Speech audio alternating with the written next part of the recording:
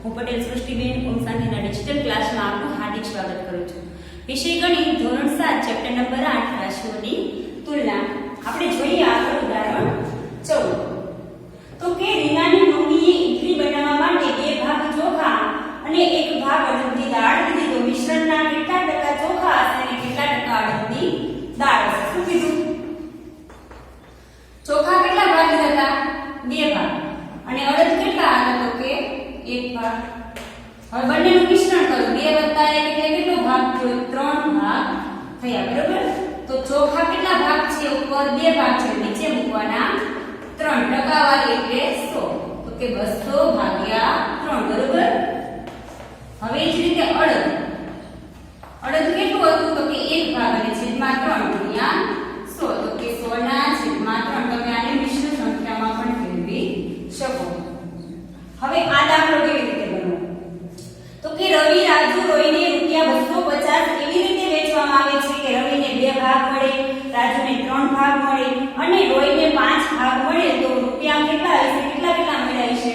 તો સૌપ્રથમ તમે પહેલા આ સમજી લો, નફો અને ખોટ. તો પકી એટલે કે પડતર કિંમત અને વેચી એટલે કે વેચાણ કિંમત. હવે તમને ખબર છે કે પડતર કિંમત એટલે વસ્તુ તમને 50 રૂપિયામાં પડી હોય અને તમે 60 રૂપિયામાં વેચો એટલે કે વેચાણ કિંમત કેવી થાય? વધુ એટલે તમને શું થાય? નફો થાય. અને પડી હોય તમે વસ્તુ લીધી હોય 60 રૂપિયામાં અને તમે ઓછા રૂપિયામાં વેચો તમને શું જાય? ખોટ જાય. એ તો બરોબર સ્વાભાવિક જ છે. હવે આપણે જોઈએ આ દાખલો આગળ કે કયા છે? રવિ, રાજુ અને રોય. રવિ, રાજુ અને રોય. તો રવિને છે કેટલા ભાગ મળે? જો કે રવિને 2 ભાગ, રાજુને 3 ભાગ અને 5 ભાગ. કેટલા ભાગ છે? 2, 3 અને 5. એટલે 5 ઓછા 8 એટલે રવિને 10 ભાગ થયા. કેટલા ભાગ થયા? 10 ભાગ. એટલે 10 ને કેમ મૂકવાના? તો કે નીચે મૂકવાના. એમાંથી રવિને કેટલા ભાગ મળે છે? 2 ભાગ મળે છે. અને ગુણ્યા 100 નહીં કરવાના, એ તો પૈસા વેચવાના છે. એટલે ગુણાકારમાં 250. 0 0 ઉડી જાય. 25 ગુણ્યા 2 એટલે 50 રૂપિયા. તો 250 માંથી 50 રૂપિયા કોને મળે? રવિને મળે. હવે રાજુને કેટલા મળે? તો રાજુને એનો કેટલો ભાગ મળે? 3 ભાગ મળે. તો કે 3 ના છેદમાં 10 ગુણ્યા 250. તો કે 25 કરીને 75 રૂપિયા. 75 રૂપિયા કોને મળશે? રાજુને મળશે. રોયને 5નો ભાગ મળે. બરાબર?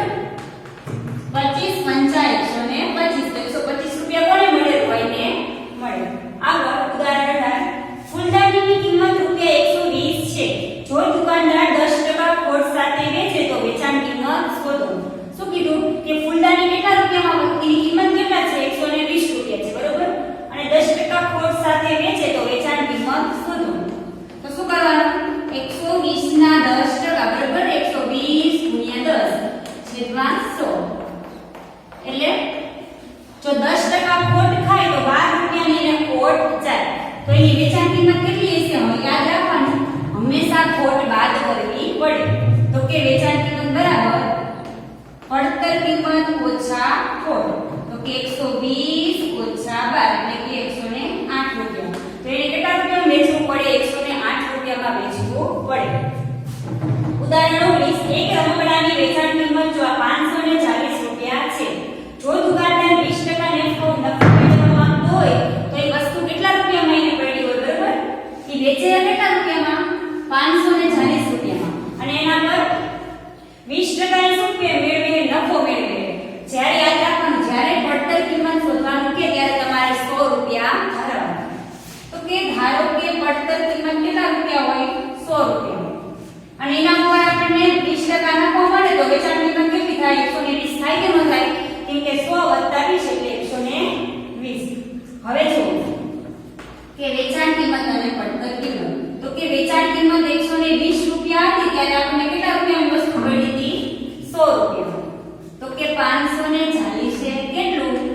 તો કે 540 ગુણ્યા 100 છેદમાં 120. 6 દુ 12. પછી અહીંયા શું લખાય 27 દુ 54 એટલે 2 બીજા તો કે 3 દુ 6 એટલે 3 નવા 27 100 ગુણ્યા 9 એટલે 900 એટલે 900 ભાગ્યા 2 એટલે કે 450 રૂપિયા. એ વસ્તુને કેટલા રૂપિયા હોય છે? 450 રૂપિયા મેં પડી હશે પણ 20% નફો લઈને વેચે કેટલા રૂપિયામાં? 540 રૂપિયામાં વેચે છે. હવે જો આગળ આપણને શું કીધું કે સાદા વ્યાજમાં મુદ્દલ કોને કહેવાય, મુદ્દલ કોને કહેવાય, વ્યાજનો દર કોને કહેવાય અને વ્યાજ મુદ્દલ કોને કહેવાય. તો હું તમને એમ કહું કે તમે 10000 રૂપિયા, તો 10000 રૂપિયા છે જે એને તમે વ્યાજે લો કે વ્યાજે આપો એ નહીં, પણ એને કહેવાય શું? મુદ્દલ. એ તમારી મૂડી કહેવાય. બરાબર? પછી મુદ્દલ એટલે કે સમયગાળો. તમે કેટલા વર્ષ માટે વ્યાજે આપો છો? કે 2 વર્ષ માટે, 3 વર્ષ માટે. તો જે વર્ષ આપ્યા છે તેને શું કહેવાય? મુદ્દલ કહેવાય. યાદ રાખજો કે મુદ્દલ એટલે તમે જે પૈસા છે તે મુદ્દલ એટલે સમયગાળો. તો મુદ્દલને શું કહેવાય? પી કહેવાય. શું કહેવાય? પી કહેવાય. મુદ્દતને એન કહેવાય. શું કહેવાય? એન.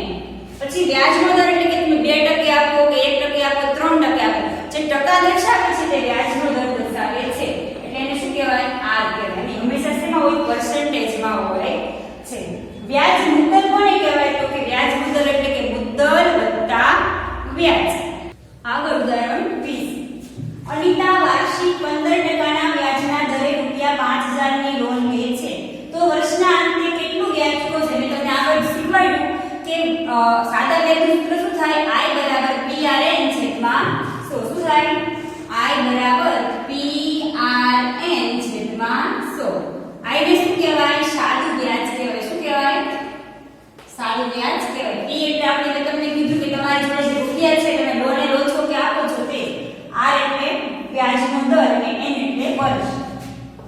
તો કે એ વાર્ષિક એટલે 1 વર્ષ માટે થાય. કેટલા વર્ષ માટે થાય? 1 વર્ષ માટે. હવે P એટલે કેટલા રૂપિયા લે છે? 5000 રૂપિયા લે છે. બરોબર? એના ગુણ્યા વ્યાજનો દર એટલે 15% અને એના ગુણ્યા N એટલે કે વાર્ષિક 1 અને છેદમાં 100. તો કે 0 0 ઉડી જાય.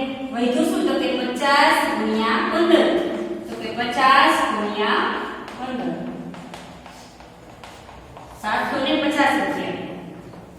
તો એને કેટલું વ્યાજ ચૂકવવું પડે? 750 રૂપિયા વ્યાજ ચૂકવવું પડે. આગળ સ્વાધ્યાય 8.3. એક શહેરની વસ્તી 25000 થી ઘટીને 24500 થઈ તો ઘટાડાની ટકાવારી શોધો. વસ્તી હતી કેટલી? 25000 વસ્તી હતી. બરોબર? ઘટીને કેટલી થઈ ગઈ? 24500 થઈ ગઈ. તો કેટલી ઘટી પહેલા આપણે ઈ જોયું. તો 500 ઘટી. શું થયું? હતી કેટલી? 25000 હતી, એમાંથી 24500 થઈ ગઈ એટલે ઘટી કેટલી? 500 ઘટી. તો એની ટકાવારી શોધો. હંમેશા ઘટેલી હતી પહેલા મૂળ કિંમત ઉપર જ ઘટાડો કે વધારો થાય. તો લખવાનું કે 25000 હતા ત્યારે ઘટી કેટલી? 500. તો 100 એ કેટલા?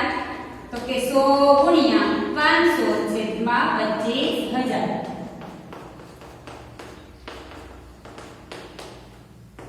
તો કેટલા ટકા ઘટી કહેવાય? વસ્તી 2% વસ્તી ઘટી કહેવાય. હવે આગળ જો કે ₹3 એક કારની કિંમત ₹3,50,000 હતી તે વધીને કેટલી થઈ? તો કે 3,70,000 થઈ ગઈ. તો વધારાની ટકાવારી શોધો. હતી કેટલી? તો કે 3,50,000. બરોબર? પછી થઈ કેટલી અત્યારે? તો કે 3,70,000. તો વધારો કેટલો થયો? 20000 નો વધારો થયો. 20000 નો વધારો થયો તો આપણે લખવાનું કે 3,50,000 હતી તો કેટલાનો વધારો થયો? 20000 નો વધારો થયો. તો 100 એ કેટલા? તો કે 100 ગુણ્યા 20000 છેદમાં 3,50,000. બરોબર? અને લખાય 7 5 35. અહીંયા 20 5 100 એટલે કે 20 ગુણે 40 40 ભાગ્યા 7. એટલા ટકાવારીમાં વધારો થયો હોય. બરોબર? મેં એક ટીવી ₹10,000 માં ખરીદ્યો અને 20% નફો મેળવીને વેચી દીધું. ખરીદી તું કેટલા રૂપિયામાં? 10,000 રૂપિયામાં. તો કે ખરીદ કિંમત 10,000 રૂપિયા. પછી નફો કેટલો મેળવ્યો? એના ઉપર મેં 20% નફો મેળવ્યો. તો પહેલા કરો કે 10,000 ના 20% એટલે આપણે એ તો જોવું પડે ને નફો કેટલા રૂપિયા મળ્યો એમ. 2,000 રૂપિયામાં નફો મળ્યો. બરોબર? તો કે મને કેટલા રૂપિયા મળ્યા હોય? તો કે જે નફો હોય એ જ રૂપિયા મળ્યા હોય. તો કે 2,000 રૂપિયા મળ્યા હોય. આગળ ઉદાહરણ 6.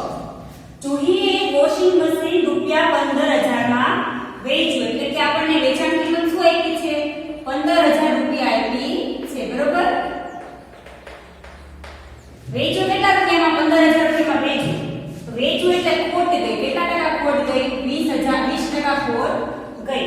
તો એને ખરીદી કેટલા રૂપિયામાં હશે? મેં તમને હમણાં જ કીધું કે આપણે ખરીદ કિંમત શોધવાની થાય ત્યારે હંમેશા આપણે 100 રૂપિયા ધારવા.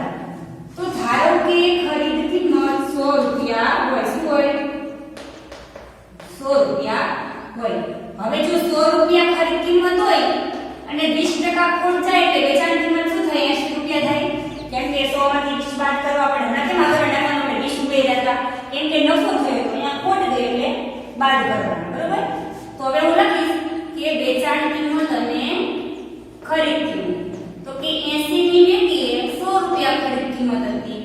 તો કે 15000 વેચાણ કિંમતે ખરીદ કિંમત કેટલી? તો કે 15000 ગુણ્યા 100 છેદમાં 80. 0 0 ઉડી ગયા અને શું લખાય? 4 2 8 એટલે અહીંયા 5 આવે. 15000 ભાગ્યા 4 એટલે કે 4 તરી 12 4 પંચા 20.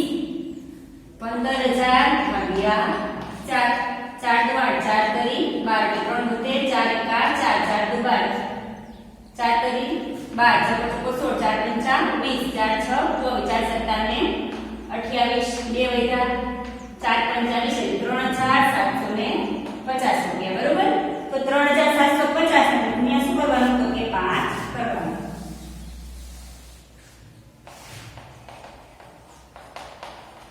પાયો 25 નો 5 લો બધી પડી 2 7 5 35 ને 37 નો 7 લો બધી પડી 3 5 દરી 15 16 17 ને 18. તો કે 18750 રૂપિયા. બરોબર? તો કે એ વસ્તુ કેટલા રૂપિયામાં લીધી છે? 18750 રૂપિયામાં લીધી છે. અને જોઈ શકો છો તમે વેચી કેટલા રૂપિયામાં? 15000 રૂપિયામાં જ વેચી. એટલે લીધું વધુ ભાવ અને વેચી ઓછા રૂપિયામાં એટલે શું છે? ખોટ ગઈ. દાખલા નંબર 9 3 વર્ષનું વ્યાજ મુદ્દલ શોધો. તો વ્યાજ મુદ્દલ ક્યારે શોધાય? કે આપણને પહેલા વ્યાજ મુદ્દલ હોવી જોઈએ. તેનું સૂત્ર શું છે? તો કે I = PRN છેદમાં 100. P કેટલા છે આપણી જોડે? 12000 રૂપિયા ગુણ્યા વ્યાજનો દર 12% અને n એટલે 3 વર્ષ માટે છેદમાં 100. હવે તે ઉડી જાય 120 × 9 12 કા 12 છોડીને 12 કરીને 36 એટલે કે 120 ગુણ્યા 36. તો 3720 રૂપિયા આપણું શું આવ્યું? વ્યાજ આવ્યું. શું આવ્યું? 3720 રૂપિયા. કેટલા વર્ષનું વ્યાજ થયું? 3 વર્ષનું વ્યાજ 12% એટલે થયું. આપણે શોધવાનું શું છે? તો કે વ્યાજ મુદ્દલ. વ્યાજ મુદ્દલને શું કહેવાય? તો કે મુદ્દલ વત્તા વ્યાજ. બે શબ્દોને ન પાડી દેવાના. વ્યાજ વત્તા મુદ્દલ. મુદ્દલ કેટલી હતી આપણી? 12000 રૂપિયા. એમાં આપણે શું કરવાનું? 3720 રૂપિયા ઉમેરી દેવાના. તો કેટલું મળે આપણને વ્યાજ મુદ્દલ? 15720 રૂપિયા. હવે આગળ જો I = PRN છેદમાં 100. P એટલે કેટલા આવે? 7500 રૂપિયા. બરોબર? અને n એટલે 3 વર્ષ માટે. 75 ના 75 એટલે 5 કરીને 15 એટલે કે 75 ગુણ્યા 15.